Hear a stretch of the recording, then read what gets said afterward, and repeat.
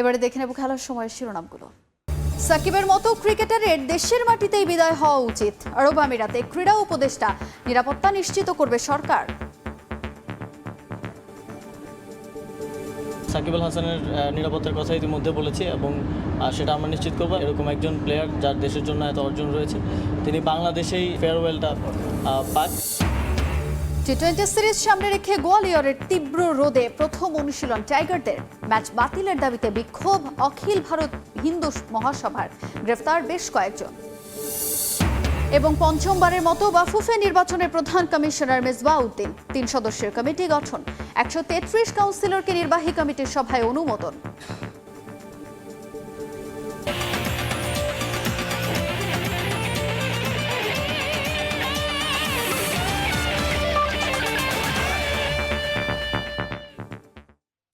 দেখছিলেন শিরোনাম। শুরুতেই জানাবো নারী টি-20 বিশ্বকাপের খবর। আসরে শুভ সূচনা করল বাংলাদেশ। প্রথম জয় পেল নিগার সুলতানা জ্যোতির দল। স্কটল্যান্ডকে 16 রানে হারালো টাইগ্রেসরা। প্রথমে ব্যাট করে 119 রান করে বাংলাদেশ, জবাবে 103 রানে থেমে যায় স্কটিশরা। ম্যাচ সেরা হয়েছেন ঋতুমণি। এদিকে মাঠে বসে বাংলাদেশের নারী ক্রিকেটারদের জয় দেখতে পেরে উচ্ছ্বসিত শারজার প্রবাসী বাংলাদেশিরা।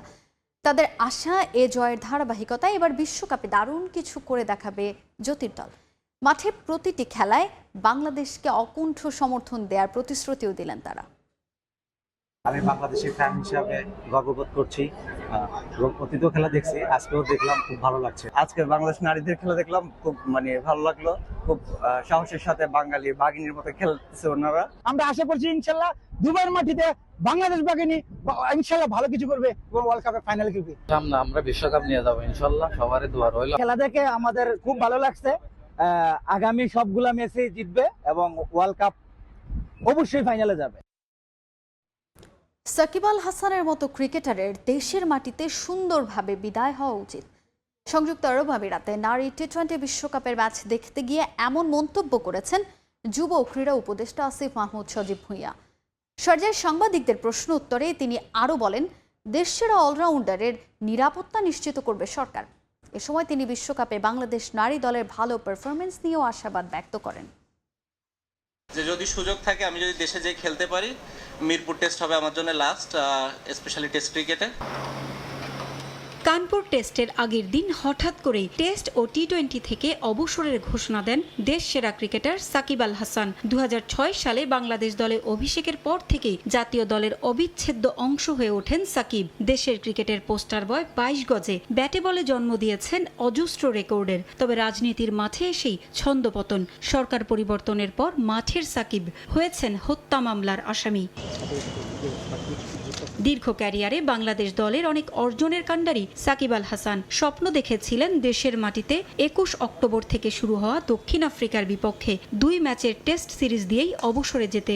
দেশে ফিরতে বাংলাদেশ ক্রিকেট বোর্ডের কাছে নিরাপত্তাও চেয়েছিলেন এই অলরাউন্ডার। তবে কদিন আগে বিসিবির সভায় তাকে নিরাপত্তা দিতে অস্বীকৃতি জানান সভাপতি ফারুক আহমেদ। বোর্ডের এখতিয়ারে বিষয়টি নেই বলেও জানিয়েছিলেন তিনি। সাকিবের নিরাপত্তা ইস্যুতে সরকারের কোর্টে বল ঠেলে দিয়েছিলেন ফারুক আহমেদ। এটা আমার হাতে না, আমার বা বিসিবির হাতে না। আসলে এটা পুরো ওই গভর্নমেন্ট লেভেল থেকে আসতে হবে ওই নিরাপত্তাটা। অনিশ্চয়তায় যখন দেশের মাটিতে সাকিবের অবসরের বিষয়টি, তখন এ বিষয়ে স্বস্তির খবর শোনালেন যুব ও ক্রীড়া উপদেষ্টা আসিফ মাহমুদ সজীব ভুঁইয়া। জানালেন সাকিবের মতো ক্রিকেটারের দেশের মাটিতে সুন্দরভাবে বিদায় হওয়া উচিত। দেখুন, আমাদের একজন খেলোয়াড়কে অবশ্যই আমরা সর্বোচ্চ নিরাপত্তা দিব এবং যে কোনো ধরনের অভিযোগ থাকলে সেটা তো আইনি বিষয়ে ভিন্ন সে বিষয়ে আমি কোনো মন্তব্য করতে পারি না। আইন মন্ত্রণালয় বিষয়ে একটা স্পষ্টতা দিয়েছে। আমরা সাকিব আল হাসানের নিরাপত্তার কথা ইতিমধ্যে বলেছি এবং সেটা আমরা নিশ্চিত করব এবং আমিও ব্যক্তিগতভাবে চাই এরকম একজন প্লেয়ার যার দেশের জন্য এত অর্জন রয়েছে, তিনি বাংলাদেশেই তার যেহেতু টেস্ট শেষ করতে চাচ্ছেন, সে ফেয়ারওয়েলটা পাক, এটা আমার আশা থাকে। টি-20 সিরিজ সামনে রেখে তীব্র রোদে মধ্যপ্রদেশের গোয়ালিয়রে প্রথমবারের মতো অনুশীলন করেছে বাংলাদেশ দল, যেটা বড় শট খেলার প্রবণতা ছিল ক্রিকেটারদের মধ্যে। একপাশে পেসার আর অন্য পাশে স্পিনারদের নিয়ে দীর্ঘ সময় বল করিয়েছেন হেড কোচ হাথুরু সিংহে। পর্যবেক্ষণ করেছেন উইকেটও। গোয়ালিয়র থেকে টাইগারদের অনুশীলনের বাকিটা জানাচ্ছেন সহকর্মী মাহবুব রিমন। মাধবরাও সিন্ধিয়ায় অভিষেক ম্যাচ, হাঁটু গেড়ে উইকেটের তাই ধরন বোঝার চেষ্টা, তীব্র রোদ ও পেশাদারিত্বের কাছে নস্যি। টেস্ট ব্যর্থতা ভুলে নতুন অ্যাসাইনমেন্ট, সাকিব পরবর্তী যুগ তারুণ্যের জয়গান। সঙ্গে আছেন ৩৯ ছুঁচি অভিজ্ঞতায় সমৃদ্ধ মাহমুদুল্লাহ রিয়াদ। অনুশীলনে ভিন্ন স্ট্র্যাটেজি কোচের, সেটার উইকেটের দুই পাশের একটায় তাসকিন শরীফুল মুস্তাফিজ, অন্য পাশে শেখ মেহেদী রিশাদ, রাকিবুল মিরাজ। নেটে ব্যাটে ইমন জাকির, তানজিদদের ঝড়। সাম্প্রতিক সময়ে টাইগারদের ব্যাটিং সামর্থ্য নিয়ে উঠেছে প্রশ্ন। এদিন তাই ব্যাটিংয়েই আলাদা মনোযোগ সবার। হৃদয়কে কাছে ডেকে কিছু একটা বোঝালেন হাথু। এই সিরিজের ওপরে যে ঝুলে আছে এই লঙ্কান মাস্টার মাইন্ডের ভাগ্য। টি-20 বিশ্বকাপের পরে প্রথম ম্যাচ, টেস্টে নিজেদের হারিয়ে খোঁজা লিটন শান্ত এদিন ব্যাটে দিয়েছেন শান। অনুশীলনে দুজনকে মনে হলো পারফেক্ট, তবে আলাদা করে দৃষ্টি কেড়েছেন জাকের আলী অনেক। পেস বোলিংয়ে শরীফুল দুর্দান্ত, কয়েক দফা বিট করলেন ব্যাটসম্যানদের, মজার ছলে করলেন এলবিডব্লিউর আবেদনও। এভাবেই অনুশীলন চলল প্রায় ঘন্টা দিনেক। তীব্র রোদে শেষ বেলায় কোচ সবাইকে নিয়ে সেরেছেন টিম মিটিং, বার্তা দিয়েছেন ইতিহাসের পুনরাবৃত্তির। কারণ এখন পর্যন্ত টি-20তে টিম ইন্ডিয়ার বিপক্ষে একমাত্র জয়টি যে এসেছে ভারতের মাটিতেই। মধ্যপ্রদেশে মধ্য দুপুরের তীব্র রোদকে সঙ্গী করে অনুশীলনে বাংলাদেশ দল। একেবারে ব্র্যান্ড নিউ ভেন্যুতে খেলা হলেও পিচ কিউরেটর জানিয়েছেন এ মাঠে 200 রানও নিরাপদ নয়। তাই তো অনুশীলনে বড় বড় ছক্কা হাঁকিয়েছেন তানজিদ, রিশাদ আর হৃদয়। হিসেব বলছে বাংলাদেশ আর ভারত অন্তত টি-20তে শক্তিমত্তায় সমানে সমান। কি হয় তাই দেখার অপেক্ষায়। মাহবুব রিমন, সময় সংবাদ, গোয়ালিয়র, মধ্যপ্রদেশ, ভারত।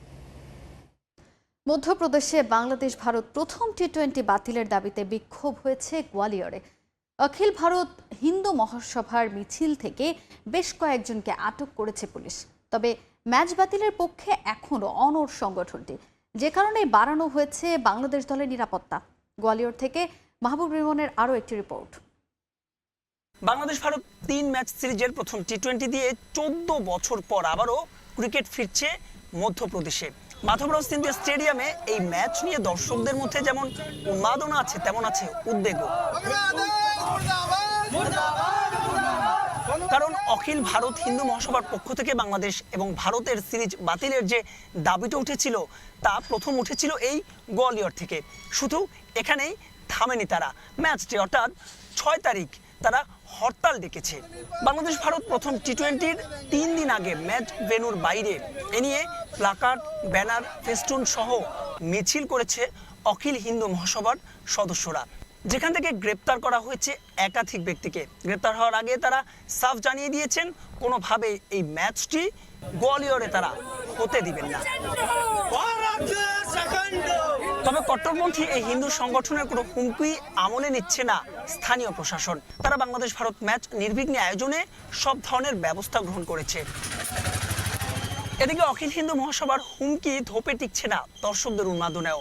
প্রথম ম্যাচ বলে কথা, তাই তো এই মাঠে ইতিহাসের সাক্ষী হতে ইতোমধ্যে বিক্রি হয়ে গেছে সব টিকিটই। তাই তো সব ছাপিয়ে ক্রিকেটারদের এবার মাঠে মনোযোগ দেওয়ার পালা। মাহবুব রিমন, সময় সংবাদ, মধ্যপ্রদেশ, ভারত। ওয়ানডে ক্রিকেটে এখন পর্যন্ত ডাবল সেঞ্চুরি হয়েছে 12টি, কিন্তু সবার আগে সচিনের ব্যাটে যে কীর্তি দেখেছে মধ্যপ্রদেশের ক্যাপ্টেন রূপ সিং ক্রিকেট স্টেডিয়াম। অথচ কালের আবর্তে এখন অনেকটাই রুগ্ন দশা এই মাঠের। ঘরোয়া লিগ কোনোভাবে নিজের অস্তিত্ব জানান দিচ্ছে রূপ সিং স্টেডিয়াম, যে মাঠ সাক্ষ্য দেয় সমৃদ্ধ অতীতের। আছে দৃষ্টিনন্দন ফটো গ্যালারি। গোয়ালিয়র থেকে মাহবুব রিমনের আরেকটি রিপোর্ট। মধ্যপ্রদেশের সবচাইতে পুরাতন ক্রিকেট স্টেডিয়াম, কিন্তু এই মাঠে আন্তর্জাতিক ম্যাচ হয়েছে মোটে 12টি, যার 11টিতে জিতেছে টিম ইন্ডিয়া। 2010 সালে সাউথ আফ্রিকার বিপক্ষে বিশ্ব ক্রিকেট এই মাঠেই সর্বপ্রথম দেখেছিল ওয়ানডেতে দ্বিশতক, যা করেছিলেন ক্রিকেট কিংবদন্তি সচিন টেন্ডুলকার। কিন্তু সেই শেষ। এরপর গেল 14 বছরে কালের সাক্ষী হয়ে ঠায় দাঁড়িয়ে আছে ক্যাপ্টেন রূপ সিং ক্রিকেট স্টেডিয়াম। ঐতিহ্যে মরিচা পড়েছে, চেয়ারগুলো পড়ে আছে বড্ড অবহেলায়, ধুলার আস্তরণ স্পষ্ট, ফ্লাডলাইটের গুল্মের সমাহার, পাখিদের নিরাপদ আশ্রয়, সব মিলিয়ে এ যেন বেহাল দশা। অথচ 1.5 দশক আগেও এই মাঠেই লেখা হয়েছিল কতই না রূপকথা। অলিম্পিকে 32 আর 36 দুই দফা ভারতকে স্বর্ণপদক জেতানো ক্যাপ্টেন রূপ সিং এর নামানুসারে হকির জন্য নির্মাণ করা হয় এই মাঠ। 1980 সালে যা দেয়া হয় মধ্যপ্রদেশ ক্রিকেট অ্যাসোসিয়েশনকে। এর পরের 30 বছরের গল্পটা শুধুই ক্রিকেটময়। এ মাঠ স্বাগতিক হয়েছিল 96 এর বিশ্বকাপেরও। সচিনের দ্বিশতকের পরে তাকে 10 লাখ রুপি দেওয়ার ঘোষণা দিয়েছিল মধ্যপ্রদেশ ক্রিকেট অ্যাসোসিয়েশন, কিন্তু এই মাঠে আর আশাই হয়নি ভারতীয় ক্রিকেট কিংবদন্তির। টাকাটা তাই এখনো পাওনা তার। তবে যে পাশেই তাকানো যায় গোটা স্টেডিয়ামই যেন সচিনময়। এখানকার একটি রাস্তারও নামকরণ করা হয়েছে তার নামেই। আন্তর্জাতিক ম্যাচ না হলেও দুলীপ, রঞ্জি কিংবা ঘরোয়া লিগের ম্যাচ নিয়মিতই হয় ক্যাপ্টেন রূপ সিং স্টেডিয়ামে। প্রবেশ পথেই চোখে পড়বে আন্তর্জাতিক আর ঘরোয়া ম্যাচে ফ্রেম বন্দি কত সব মুহূর্ত। এই মাঠ গোয়ালিয়রবাসীর জন্য আবেগ সঙ্গে ঐতিহাসিকও। বাইরে বেহাল দশা থাকলেও উইকেট কিংবা আউটফিল্ড এখনো আন্তর্জাতিক মানের। মধ্যপ্রদেশে আরও স্টেডিয়াম থাকায় এ মাঠের প্রয়োজনীয়তা কিছুটা কমেছে, তবে ঘরোয়া লিগের জন্য রূপ সিং স্টেডিয়াম সবার পছন্দের। বয়সের ভারে রুগ্ন রূপ সিং স্টেডিয়ামই নেই আগের আভিজাত্য। তবুও বর্তমান প্রজন্মের কাছে মোটেও কমেনি তার আবেদন। জৌলুস মনে করিয়ে দেওয়ার জন্য কাচের বক্সে বন্দি করে রাখা হয়েছে ছোট্ট এই মিনিয়েচার, যা ধারণা দেয় আন্তর্জাতিক ম্যাচ হওয়ার সময় কেমন ছিল এর চেহারা। মাহবুব রিমন, সময় সংবাদ, গোয়ালিয়র, ভারত। ভারত সিরিজের ফলাফলকে ক্রিকেটেরই অংশ বলে মনে করেন পেসার নাহিদ রানা। এখান থেকে শিক্ষা নিয়ে পরবর্তী সিরিজগুলোতে কাজে লাগাতে চান এই তরুণ ক্রিকেটার। টেস্টে হোয়াইট ওয়াশের পর দেশে ফিরে এসব কথা জানান নাহিদ। এদিন তার সফর সঙ্গী হয়ে আরও ফেরেন জাকির, জয় ও নাইম হাসান।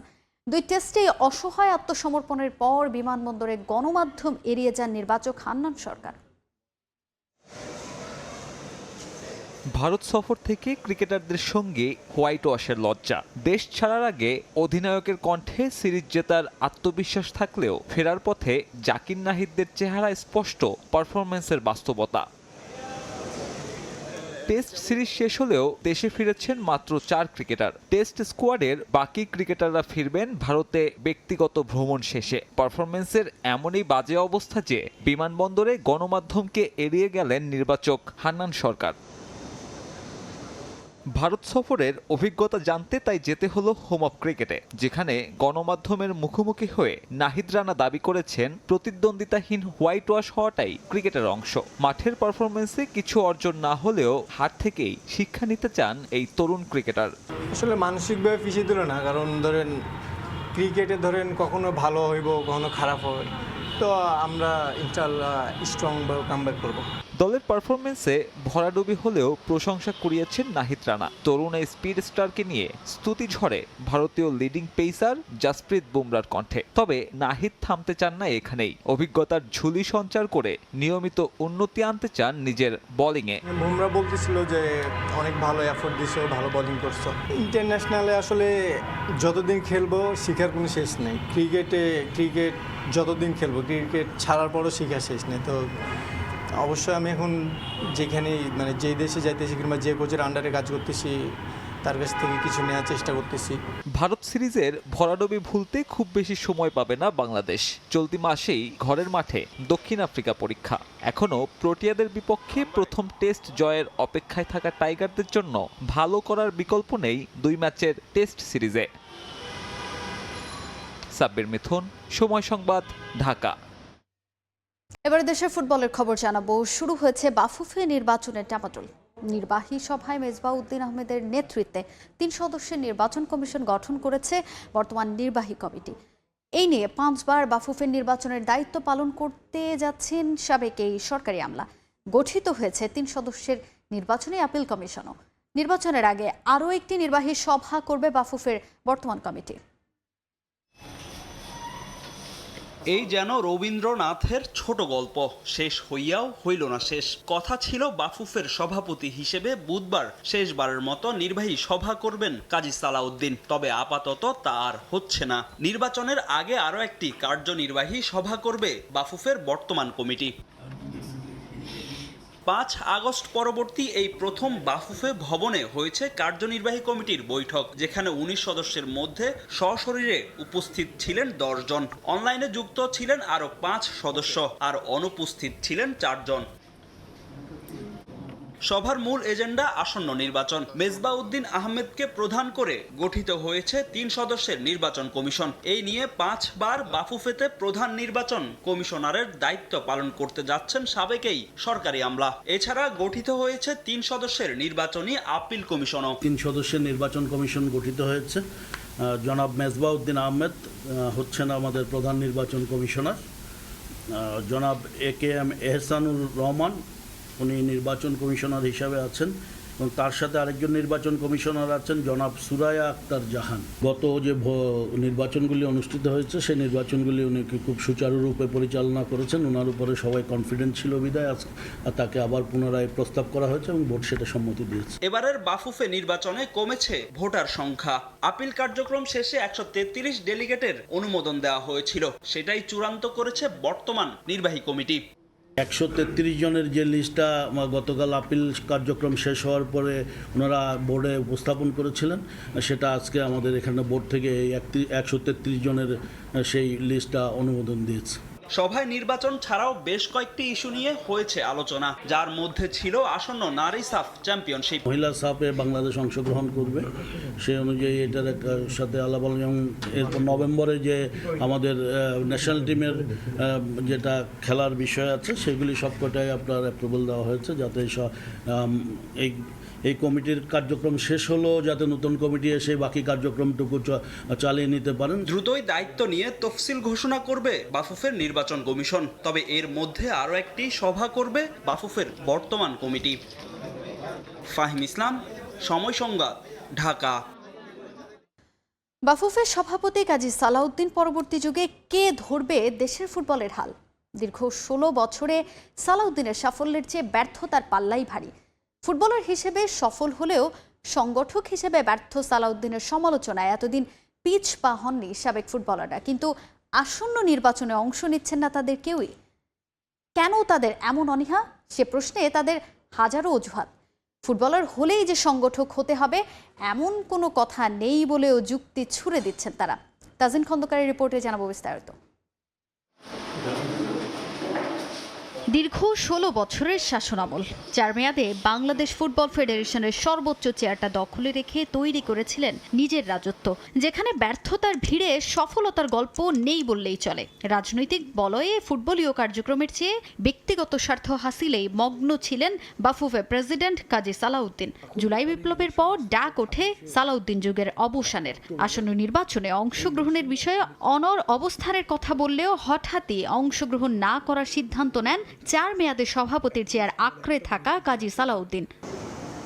সাবেক এই ফুটবলারের বাফুফে সভাপতির নির্বাচনে অংশগ্রহণ না করার সিদ্ধান্তের পরই ফুটবল ফেডারেশনের সর্বোচ্চ পদে নির্বাচনের ঘোষণা দেন তরফদার রুহুল আমিন ও তাওহিদ আউয়াল। এতদিন সালাউদ্দিনের ব্যর্থতার সমালোচনায় মুখর ছিল বিভিন্ন মহল, যে প্রতিযোগিতায় বিভিন্ন সময় সামিল হয়েছেন সাবেক ফুটবলাররাও। তবে নির্বাচন ঘনিয়ে এলেও দেশের ফুটবল তত্ত্বাবধানের সবচেয়ে গুরুত্বপূর্ণ এই চেয়ারের হাল ধরতে এগিয়ে আসেননি তাদের কেউই। কিন্তু কেন বাফুফে সভাপতি নির্বাচনে তাদের এমন অনীহা? সে প্রশ্নের উত্তরে সাবেকরা দিলেন নানা অজুহাত। এখানে টাকার খেলা তো, এই সাবেক ফুটবলারদের হয়তোবা অনেকের আছে, বাট অনেকের সদিচ্ছা থাকলেও এই ব্যবসায়ীদের কাছে কেউ না কেউ মানে আসতে চায় না, কারণ এরা তো অঢেল টাকার মালিক, এরা অনেক টাকা ছড়িয়ে নির্বাচন করবে। আমরা কেন নাই, কেন আসি না, কেন যদি নির্বাচনে যেতাম আমরা কেউ পাশ করতাম না, কারণ তাদের একটা সিন্ডিকেট তৈরি করে এই নির্বাচনগুলি করেছেন টাকার বিনিময়ে। একটা নির্বাচন করার পর কিন্তু অনেক কিছুর প্রয়োজন হয়, সেইটা কিন্তু আমার যদি না থাকে, সেই অবস্থায় যদি কিছু করতে না পারি, তাহলে আমি ব্যর্থ, আমি বিফলে যাব। চেয়ারে বসে কাজ করব সেটাকে আমি বিশ্বাস করি না।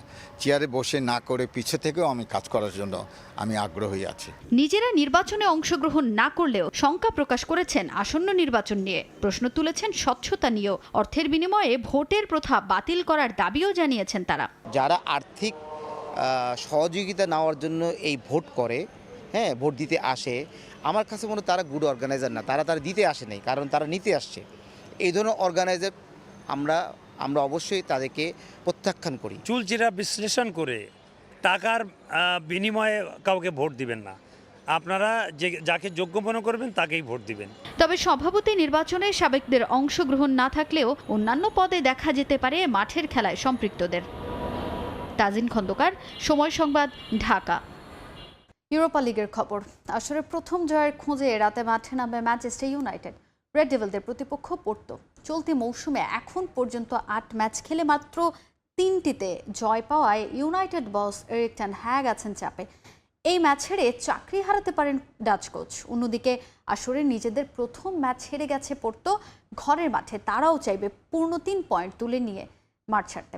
স্টাডিও দো ড্রাগোয়ে ম্যাচ শুরু হবে বাংলাদেশ সময় রাত 1টায়।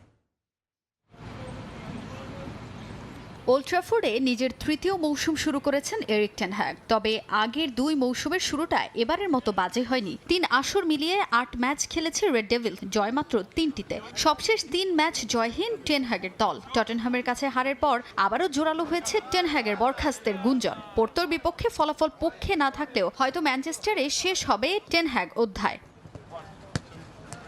গেল 3 ট্রান্সফার উইন্ডোতে 660 মিলিয়ন ইউরো খরচ করেছেন টেন হ্যাগ। এরপরও ইউনাইটেডের দুর্দশা কাটছেই না। ইপিএলে পয়েন্ট টেবিলের 13তম স্থানে রেড ডেভিলস। ইউরোপা লিগের শুরুটাও ভালো হয়নি। নতুন ফরম্যাটের আসর তারা শুরু করেছে ড্র দিয়ে। দ্বিতীয় ম্যাচেও ইউনাইটেডের সামনে কঠিন পরীক্ষা। নামে ভারে পোর্তো বড় প্রতিপক্ষ না হলেও পর্তুগিজ ক্লাবগুলো বরাবরই ভয়ঙ্কর। এরই মধ্যে চ্যাম্পিয়ন্স লিগে অ্যাথলেটিকো মাদ্রিদকে বিধ্বস্ত করেছে বেনফিকা। তাই সতর্ক হয়েই মাঠে নামতে হবে ইউনাইটেডকে। সপ্তাহের শুরুতে টটেনহামের কাছে বিধ্বস্ত হওয়ার সঙ্গে বেশ কিছু ফুটবলারের ইনজুরি চিন্তা বাড়িয়েছে কোচ এরিক টেন হ্যাগের। Kobbie Mainoo, Mason Mount, Luke Shaw, Harry Maguire miss করবেন পোর্তো সফর। তবে একাদশে ফিরতে পারেন রাসমুস হয়ল্যান্ড। ইউরোপিয়ান প্রতিযোগিতায় এই 2 দলের মুখোমুখি 8 দেখায় 3 জয়ে এগিয়ে ইউনাইটেড। আর পোর্তো জিতেছে 2টি ম্যাচে। 2005-এর পর কোনো পর্তুগিজ ক্লাবের বিপক্ষে না হারার রেকর্ডটা কিছুটা হলেও আত্মবিশ্বাসী করবে রেড ডেভিলদের। এই ম্যাচের ফলাফলের উপর নির্ভর করছে টেন হ্যাগের ভবিষ্যৎ। এরই মধ্যে গণমাধ্যমে আলোচনা, টেন হ্যাগকে বরখাস্ত করে সহকারীর দায়িত্বে থাকা রুড ভ্যান নিস্টল রয়কে দেয়া হতে পারে দায়িত্ব। আবার সাবেক বস স্যার অ্যালেক্স ফার্গুসনের পছন্দ ইতালিয়ান কোচ মেসিমিলিয়ানো অ্যালেগ্রি। অবশ্য এইসব আলোচনা আপাতত বন্ধ হয়ে যেতে পারে যদি পোর্তো থেকে জয় নিয়ে ফেরে ম্যানচেস্টার ইউনাইটেড। তাজিন খন্দকার, সময় সংবাদ।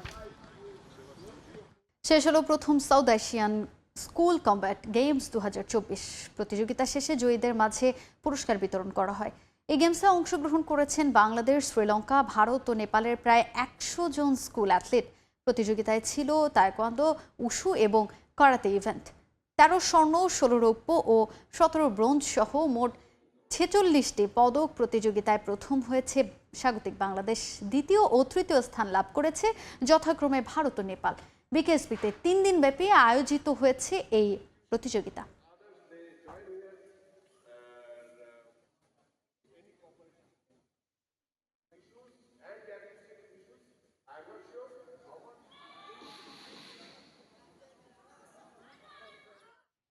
বিশ্ব নদী দিবস উপলক্ষে ঝিনাইদহে অনুষ্ঠিত হয়ে গেল জমজমাট ডোঙা বাইচ প্রতিযোগিতা। শহরে যান্ত্রিক জীবনে একটু বিনোদন পেতে এই প্রতিযোগিতা দেখতে শহরের পৌর ইকো পার্কের নবগঙ্গা নদীর পাড়ে ভিড় করে শত শত মানুষ। নদীর প্রাণ ফিরিয়ে প্রতি বছর এ ধরনের আয়োজন করার দাবি দর্শকদের।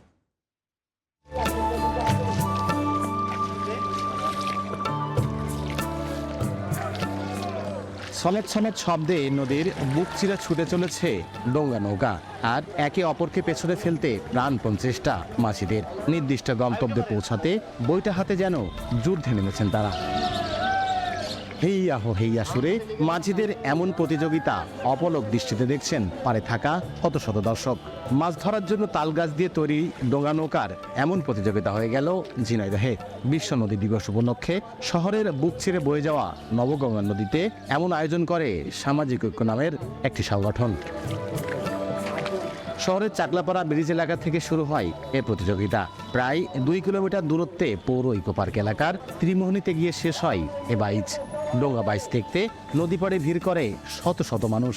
দীর্ঘদিন পরে এমন আয়োজন দেখতে পেরে খুশি দর্শকরা, সেই সাথে অংশ নিতে পেরে আনন্দিত মাছেরাও। অনেক ভালো লাগলো, পুরানো একটা ঐতিহ্য। আসলে এখন তো এসব দেখা যায় না, বাচ্চাদেরকে নিয়ে আসলাম, ছবি আঁকলো, আর সেই সাথে সাথে নৌকা বাইচটাও খুব উপভোগ করলো। 45 বছরের জীবনে প্রথম ডুঙ্গা বাইচ দেখলাম, এটা একটা অভিনব। নৌকা বাইচ দেখেছি, কিন্তু ডুঙ্গা বাইচ আমি আজ নবগঙ্গা নদীতে দেখিনি। এই উৎসবের মাধ্যম দিয়ে নদীতে আবার প্রাণ ফিরে পাক। জিনিসটা খুব ভালো লাগছে, কারণ এইটা সর্বপ্রথম আমাদের বয়সে ধরেন আমাদের মুরব্বীরা কোনদিন এসব কাজ করিনি। নৌকা বাইচ করেছি, কিন্তু আমরা এসে এখন ডুঙ্গা বাইচ করছি পানি না থাকার কারণে। তা আমাদের এখন খুব ভালো লাগছে, আমরা খুব আনন্দিত। নদী খনন করে পূর্বের অবস্থায় ফেরানোর দাবি আর মানুষকে সচেতন করতে এমন আয়োজন বলে জানান আয়োজকরা। নতুন প্রজন্মের মাঝে নদীর যে প্রবাহমান রূপ সেটি ফিরিয়ে দেওয়াই আমাদের মূল দাবি। জনসাধারণের মধ্যে এই নদীর গুরুত্বকে একটা সচেতনতা তৈরি হোক।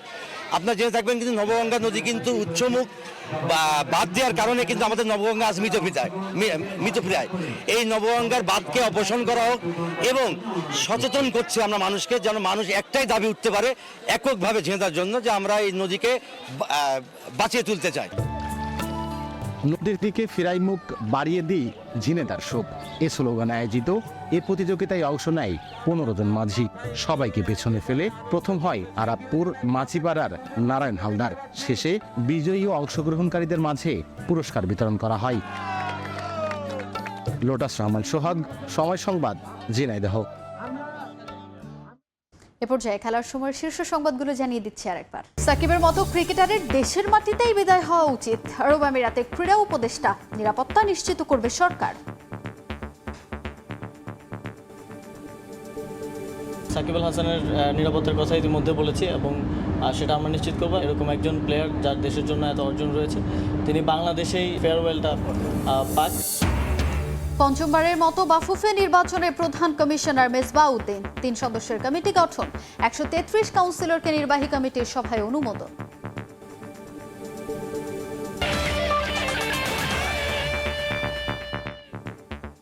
এই ছিল খেলার সময়ের এখনকার আয়োজনে। সঙ্গেই থাকুন সময়ের।